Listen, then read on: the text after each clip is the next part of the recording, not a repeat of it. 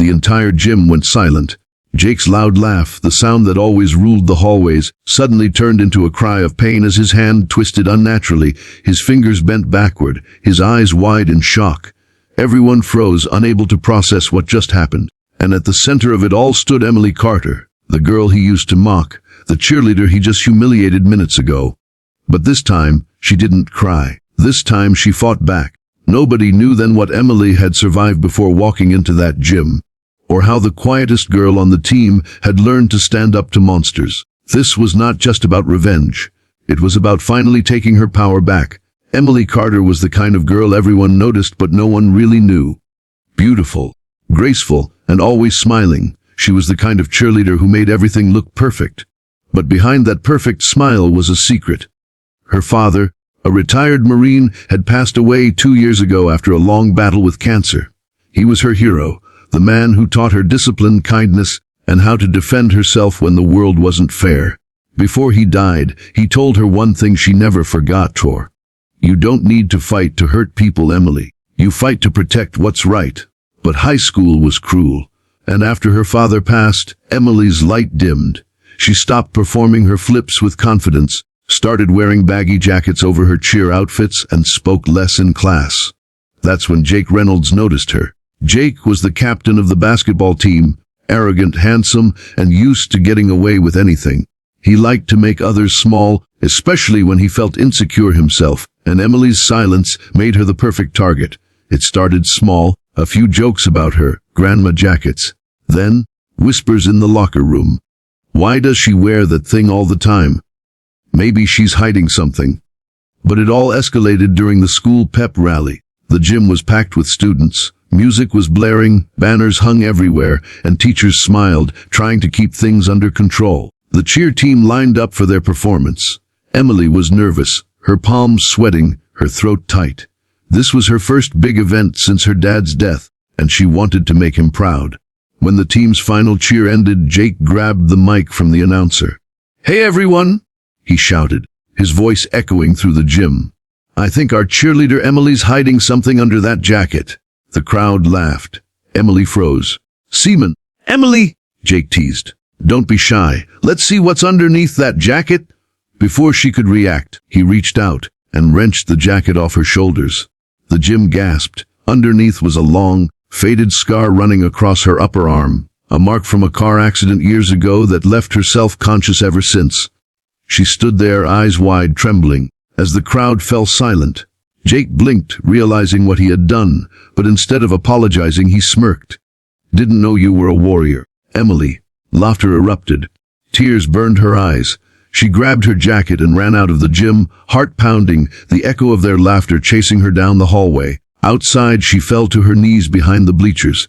Her body shook, but not from sadness, from anger. Pure, deep anger she hadn't felt since the day her father died. Her phone buzzed. A message from her old martial arts instructor. "Still coming to the community center tonight." She stared at it for a long moment, then stood up, wiped her tears and whispered to herself, "Yeah, I'm coming." That night, Emily walked into the dusty old gym at the community center. Her instructor, Mr. Han, looked up and smiled. "I was beginning to think you forgot me." She shook her head, her voice low. "I just forgot who I was." And from that night on, she trained. Every day, every night after school. Her pain became her fuel, her anger her discipline. She trained in Krav Maga, a self-defense style her dad had once practiced. And each punch she threw, each kick she landed, wasn't about revenge. It was about healing. By the end of the semester, Emily wasn't the same girl anymore. She was focused, strong, quietly powerful. But she never forgot what Jake did, and she knew one day they'd meet again. The regional sports competition was one of the biggest events of the year. Both the basketball and cheer teams were performing. Emily had kept her distance from Jake ever since that day, but destiny had other plans. As fate would have it, they were both assigned to represent their school in the opening ceremony, standing side by side before hundreds of students, parents, and even local reporters. Jake, still his cocky self, looked at her with a smirk. "Didn't think you'd show your face again after last time." Emily met his eyes calmly. "I'm not the same girl you knew." He laughed. "We'll see about that." After the ceremony, Jake and his gang cornered her near the locker room, away from the crowd. "So, Miss Karate Queen," he mocked, "still hiding behind your jacket." His friends laughed. But before he could blink, Emily grabbed his wrist, her movement lightning fast, and twisted it just enough to make him wince. "I said," she whispered, her voice steady. "Don't touch me."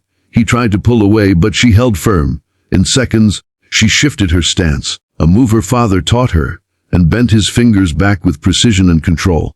Jake let out a sharp cry. The laughter around them vanished. His friends stood frozen, and for the first time he was the one being humiliated. She released him gently, not out of mercy, but strength, her eyes locked with his. "I could have broken them," she said softly, "but I'm not you." Then she turned, picked up her jacket, and walked out of the locker room with her head high. Word spread across the school within hours. No one mocked her again. Jake avoided her for the rest of the year, his swollen fingers wrapped in tape, a reminder of his lesson. But the story didn't end there. Months later, at graduation, Emily was chosen to give a speech. As she stood before the entire class, she said words that silenced everyone. "You don't really know someone until you see what they fight through in silence. Some people hurt others because they're broken inside. But some of us, we heal. And healing is the greatest revenge of all." And Jake sat in the crowd, his head lowered. He didn't clap, but he listened. As the ceremony ended, Emily placed her father's old Marine badge on her gown. The sun hit it just right, shining like the strength she'd finally reclaimed. She didn't need to fight anymore, because she'd already won. Never mistake kindness for weakness. The quietest people often carry the loudest stories of strength. Stand up for yourself, not to hurt others, but to protect your peace. Because real power is staying kind in a cruel world.